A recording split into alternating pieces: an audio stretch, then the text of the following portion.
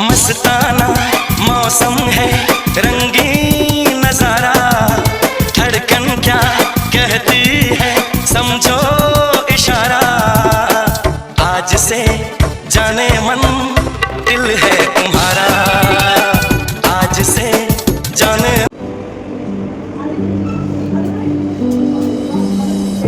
तू पास है मेरे पास है ऐसे, मेरा कोई एहसास है जैसे। तू पास है मेरे पास है ऐसे, मेरा कोई एहसास है जैसे। सैयारा तू तो बदला नहीं है, मौसम जरा सा रूठा हुआ है। सैयारा तू तो बदला नहीं है, मौसम जरा सा रूठा हुआ है। बीते लम्हों से दुनिया बसा लूं, मैं तो तेरे आंसुओं का बना हूँ। मेरी हंसी में तेरी सदाएं, तेरी कहानी खुद को सुना। हाय मैं मर ही जाऊं जो तुझको ना पाऊं, बातों में तेरी मैं रातें बिताऊं। तो पे लम्हा लम्हा है नाम तेरा है, तुझको ही गाऊं मैं। Thank you, sir. Kindly be seated. Worldwide Organ Donation Day is observed on 13th of August every year. In India, Organ Donation Day is observed on 3rd of August every year. To commemorate the anniversary of India's first successful deceased donor heart transplant, which was performed on 3rd of August 1994. By increasing public awareness, encouraging voluntary registration, and educating the community, can dispel myth and to bridge the wide gap between the demand and the availability of organ. So, the Organ donation is a surgical process of returning a healthy organ or tissue from a living or diseased person and transplanting it to a recipient who is good organ as well. Organ donation ऐसी process है जिसमें कोई भी व्यक्ति जो अपने जीवन काल में या अपने मृत्यु के बाद अपने ऑर्गन्स और टिश्यू को किसी भी जरूरत व्यक्ति के उपचार और उसके जीवन को बचाने के लिए डोनेट कर सकता है। आगे नेक्स्ट हम बात करते हैं definition according to WHO.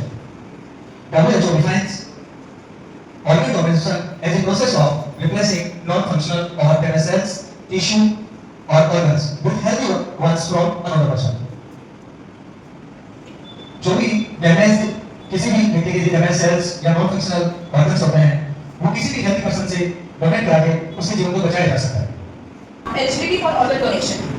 India में organ donation transplantation of human organs and tissues act होगा के तहत स्ट्रिक्टली गवर्न होता है। ये इंडियन लॉ है जो ऑर्गन एंड टिश्यूज के रिमूवल, स्टोरेज एंड ट्रांसप्लांटेशन को रेगुलेट करता है। It's main goal is to ensure safe, ethical and legal organ transplants in hospital. Next is eligibility criteria for living donors. अगर किसी living person को अपना organ donate करना है तो उनके लिए क्या-क्या क्राइटेरिया सेट किया गया है। सबसे पहले डोनर को 18 इयर्स ओल्ड या उससे ज्यादा होना चाहिए। Who can donate? Immediate कौन-कौन डोनेट कर सकता है? Immediate blood relatives जैसे कि parents, siblings, children, spouse can donate. अगर किसी नॉन रिलेटिव या डिस्टेंट रिलेटिव जैसे दूर के रिश्तेदारों को ऑर्गन डोनेट करना है तो उन्हें गवर्नमेंट अप्रूवल कमेटी से एक स्पेशल अप्रूवल की रिक्वायरमेंट होती है। अब हम इसे एग्जांपल के थ्रू समझेंगे। जैसे कि अगर किसी को अपना लिविंग पर्सन को लिवर डोनेट करना है तो उनके लिए क्या चेकलिस्ट या क्राइटेरिया सेट किया गया है। सबसे पहले उन्हें रेसिपिएंट यानी कि रिसीवर जो ऑर्गन रिसीव कर रहे हैं उनका रिलेटिव, डोनर को उनका रिलेटिव होना चाहिए। डोनर की एज 18 टू 55 इयर्स के बीच में होनी चाहिए। डोनर का ब्लड टाइप और रेसिपिएंट का ब्लड टाइप आइडेंटिकल या कंपैटिबल होना चाहिए। Identical blood type means to have exact same blood group as the recipient. For example अगर डोनर का ब्लड ग्रुप ए पॉजिटिव है तो रेसिपिएंट का ब्लड ग्रुप आइडेंटिकल यानी कि ए पॉजिटिव ब्लड ग्रुप होना चाहिए। Compatible blood group A negative, O positive और ओ नेगेटिव हो सकते हैं। The donor should be physically and mentally fit. Donor should be non-alcoholic and non-smoker. Donor का वॉलंटरी कंसेंट होना चाहिए. कम्युनिटी अवेयरनेस, स्कूल कॉलेज और कम्युनिटी में awareness programme आयोजित करना और उनको पार्टिसिपेट करना. तो नेक्स्ट है डॉक्यूमेंटेशन. सभी मेडिकल रिकॉर्ड्स और लीगल डॉक्यूमेंट्स को सही तरीके से मेंटेन करना जिससे ऑर्गन डोनेशन स्मूथली हो सके. नेक्स्ट है post donation support. Living donor और डोनर फैमिली को इमोशनल सपोर्ट और प्रॉपर गाइडेंस करना. नेक्स्ट है टॉपिक हमारा role of general public organ donation. Normal person, non medical person के बारे में पहला है ऑर्गन डोनर के रूप में रजिस्टर करना. नेक्स्ट है अपनी फैमिली में इन्फॉर्म करना कि मैं ऑर्गन डोनेट करना चाहता हूं ड्यूरिंग लीव और आफ्टर माय डेथ. नेक्स्ट है spread awareness and encourage offer to become an organ. Organ donation के लिए अवेयरनेस फैलाना और दूसरों को मोटिवेट करना. नेक्स्ट है participate in organ donation awareness programme and campaign. जो भी ऑर्गन डोनेशन के प्रोग्राम चल रहे हैं उन पार्टिसिपेट करना और लोगों को अवेयर करना.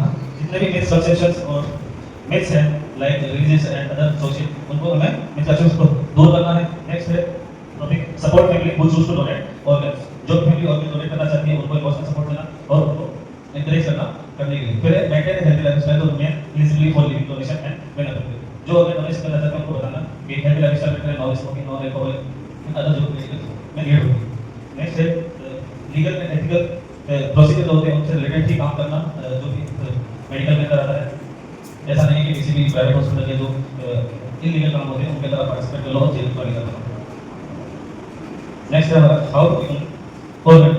सबसे पहले आपको रजिस्टर करना है एज ए डोनर, अपना डोनर कार्ड क्रिएट करना है. उसके बाद फिर अपनी फैमिली को बताना है कि मैं ऑर्गन डोनेशन. अगर ब्रेन स्टेम की डेथ नहीं होती तब तक वो लीगली रिकॉग्नाइज नहीं है, क्योंकि अगर ब्रेन डेथ है तो ही वो लीगली रिकॉग्नाइज है as a death. Brain stem death के अंदर जैसे मैंने पहले ही बताया, ब्रेन स्टेम के अंदर तीन चीजें होती है, medulla oblongata, bones and mid brain. अगर ये तीनों चीज डेथ है, आपकी ब्लड सप्लाई नहीं मिल रही है, या गैग रिफ्लेक्स प्रेजेंट नहीं है, या वेस्टिबुलो ऑक्यूलर रिफ्लेक्स प्रेजेंट नहीं है, तो इसका मतलब वो ब्रेन डेथ है.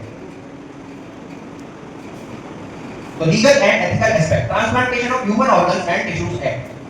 इसके अंदर मैंने पहले ही बताया कि storage, removal and transplantation of human organs for the therapeutic purpose of the prevention of commercial dealings in human organs. एक बहुत ही कॉमन चीज है कि कुछ लोग ऑर्गन ट्रैफिकिंग का रैकेट भी चलाते हैं. ऑर्गन ट्रैफिकिंग के अंदर क्या होता है कि लोग पैसों के लिए, कोई फाइनेंशियल उसके लिए, या फिर फ्रॉडुलेंट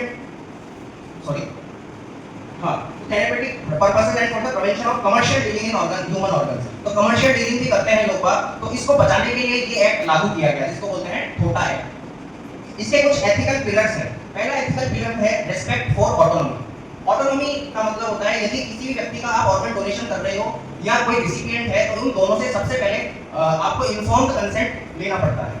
इन्फॉर्म्ड कंसेंट के अंदर आप सबसे पहले उसको लेने से पहले उसको उसके रिस्क और उसके बेनिफिट्स आपको पेशेंट को समझाने पड़ते हैं, और जिससे इसी चीज को बोलते हैं रिस्पेक्ट फॉर ऑटोनॉमी. क्योंकि जब भी आप पेशेंट का डोनेशन या फिर ऑर्गन डोनेशन कर रहे हैं, ऑर्गन ट्रांसप्लांटेशन कर रहे हैं, तो आपको सबसे पहले ये चीज उसको समझानी पड़ेगी, उसका इन्फॉर्म करिए क्या बेस्ट अपना दे सकते हो. इसी पॉइंट को हम बोलते हैं बेनिफिशियंस. बेनिफिशियंस के अंदर किसी भी प्रकार की आप हेल्प उस पेशेंट को कर सकते हो, और आपको उसको बस ये ध्यान रखना है कि डोनर को या फिर रिसिपिएंट को किसी भी प्रकार का कोई नुकसान नहीं पहुंचना चाहिए. इसी चीज को हम बोलते हैं क्या बेनिफिशियंस.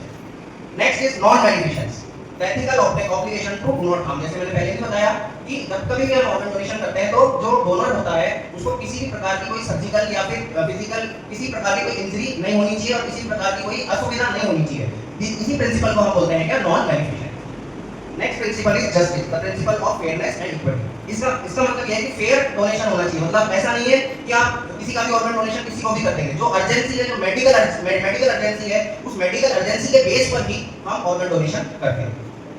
महाराष्ट्र जहां लगभग 20,500 से अधिक मरीज आज भी वेटिंग लिस्ट में हैं. उसके बाद आता है गुजरात, 9,500 से अधिक मरीज आज वेटिंग लिस्ट में है, और उसके बाद आ रहा है तमिलनाडु जहां 9,000 मरीज अभी भी ऑर्गन ट्रांसप्लांट के लिए हैं. इससे स्पष्ट होता है कि इन राज्यों में ऑर्गन की डिमांड तो बहुत ज्यादा है लेकिन अवेलेबिलिटी नहीं है. इसलिए ज्यादा से ज्यादा लोगों को अंगदान के लिए जागरूक करना ये हमारी नैतिक जिम्मेदारी है, जिससे कि वेटिंग लिस्ट कम हो, अधिक से अधिक मरीजों का जीवन बचा. करना पड़ा. उसके बाद एक दिन और करना पड़ा. तो हमने ये तैयारी काफ़ी समय से शुरू की थी, और जब ये ऑर्डर आए थे तो एक वीडियो कॉन्फ्रेंसिंग हुई थी जिसमें मैंने अटेंड किया था मेडिकल कॉलेज में. तो वहाँ से मैंने जब ये वीडियो कॉन्फ्रेंस अटेंड कर रहा था तब मैंने नहीं सोचा था कि इस तरीके से प्रोग्राम्स जो जाएंगे। धीरे धीरे हमने शुरुआत करी। शुरुआत में हमने एक मॉडल बनाया संध्या मैडम को, उनकी मदद करने के लिए अंजू मैडम को हमने अपॉइंट किया। हमने धीरे धीरे प्लानिंग्स करी, हायर अथॉरिटीज़ को वो प्लानिंग्स भेजी। और आपको ये जानकर खुशी होगी कि हमारी दोनों मैडम ने जो मेहनत करी है वो स्टेट लेवल की वीडियो कॉन्फ्रेंसिंग में हमारे कॉलेज की तारीफ की गई है कि गवर्नमेंट नर्सिंग कॉलेज अजमेर का काम सबसे बढ़िया। ये वीडियो कॉन्फ्रेंसिंग लाइव थी, जहाँ पर पूरे राजस्थान के सारे colleges, school of nursing, private और गवर्नमेंट सभी थे। तो मैडम को बहुत बहुत बधाई हो आप दोनों को कि आपने कॉलेज को इस तक पहुँचाया। बहुत अच्छे अच्छे कार्यक्रम हमने देखे हैं। हमारे टीचर्स को भी बहुत बहुत बधाई हो जिन्होंने कार्यक्रम में पार्टिसिपेट किया था। हेमलता मैडम, शारदा मैडम और जो भी थे, रंगोली में और गमला पेंटिंग में, तो उन सबको बहुत बधाई हो। इवन इसकी रिपोर्टिंग्स भी मैडम के ही हाथ में थी। इन्होंने समय पर रिपोर्टिंग करी और हमें आगे के पायदान पर पहुंचाया। लास्ट जो प्रोग्राम ये कार्यक्रम है, इसके लिए मैं बहुत बहुत बधाई देता हूँ हमारे एमएससी नर्सिंग दोनों बैचेस को और जो बीएससी के स्टूडेंट्स हैं, बहुत दोनों मैडम जिन्होंने इसके पीछे मेहनत करी है। और स्पेशल थैंक्स टू शैली मैडम जिन्होंने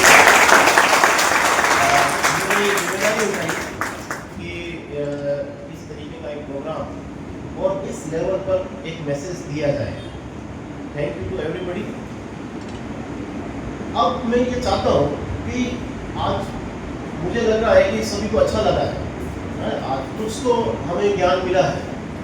आप ऑर्गन डोनेशन पर न जाए, पर एक टॉपिक हमारा अच्छे से क्लियर हुआ। तो हम ये चाहते हैं कि इस तरीके के मीट्स या सेमिनार जो है वो समय समय पर होते रहे। तो स्ट्रीम्स हमारे एमएससी स्टूडेंट्स, बीएससी स्टूडेंट्स और हमारी फैकल्टी शैली मैडम, अंजू मैडम, आप सभी तारीफ के काबिल हैं और इस तरह से इस सेमिनार को आयोजित किया है, इसके लिए बहुत बहुत थैंक्स। शायद कॉलेज में ये सेकंड सेमिनार है। फर्स्ट सेमिनार हमने किया था ओबीजी स्टूडेंट्स ने, एमएससी स्टूडेंट्स ने, तो आज ये सेकंड सेमिनार है। और सर से यही चाहेंगे कि हर बार इस तरह के सेमिनार आयोजित किए जाएँ कॉलेज में और सबको बेनिफिट मिले, इसके लिए बहुत बहुत थैंक्स। सर यहाँ पर नहीं है और मैं सर को एक मैसेज देना चाहती हूँ कि जो भी आज ये सेमिनार हुआ है, कम से कम इसके जो भी एक सारांश जो है न्यूज़पेपर में दिए जाए, ताकि न्यूज़पेपर में आए अपने कॉलेज का नाम हो। जो भी एक्टिविटी होती है कॉलेज के रेकमेंड पर जो है न्यूज़पेपर में दिया जाए।